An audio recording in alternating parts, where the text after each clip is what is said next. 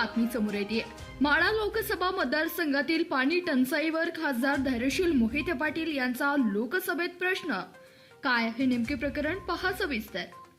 माढा लोकसभा मतदारसंघातील वाढत्या पाणी टंचाईच्या प्रश्नावर खासदार धैर्यशील मोहिते पाटील यांनी लोकसभेत आवाज उठवत केंद्र सरकारचे लक्ष वेधलंय।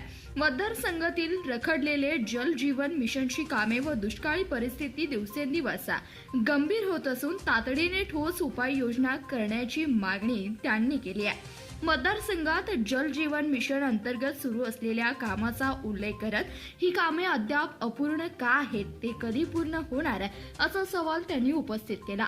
लोकसभेतील चर्चेदरम्यान बोलताना खासदार मोहिते पाटील यांनी जिल्ह्याच्या ग्रामीण भागातील पाणी टंचाईचे भीषण वास्तव मांडले। अनेक गावांमध्ये पिण्याच्या पाण्याची तीव्र टंचाई निर्माण झाली असून भूजल पातळी मोठ्या प्रमाणात खालावल्यामुळे शेती आणि नागरिकांच्या दैनंदिन जीवनावर परिणाम होत असल्याचं त्यांनी सांगितलंय।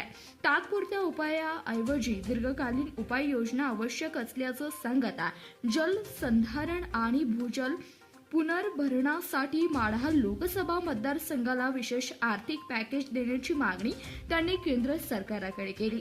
भविष्यातील दुष्काळ टाळण्यासाठी केंद्र सरकारकडे नेमका कोणता कृती आराखडा आहे, तसेच टंचाईग्रस्त भागांना प्राधान्य कधी दिले जाणार याबाबतही त्यांनी सभागृहात प्रश्न उपस्थित केलाय।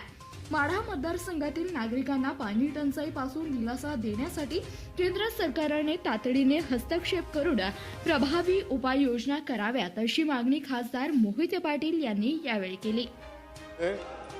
माझ्या सोलापूर जिल्ह्यामध्ये व माढा लोकसभा मतदारसंघामध्ये भीषण पाणी टंचाई निर्माण झालेली आहे। सरकार जेजेएमची कामे कधी पूर्ण करणार आहे आणि टंचाईग्रस्त गावांसाठी मुक्त करण्यासाठी कोणत्याही उपाययोजना करणार आहे आणि जलसंवर्धन व भूजल पुनर्भरणासाठी विशेष पॅकेज काही देणार आहे का, हे आपल्या माध्यमातून मी सरकारला विचारू इच्छितो। धन्यवाद।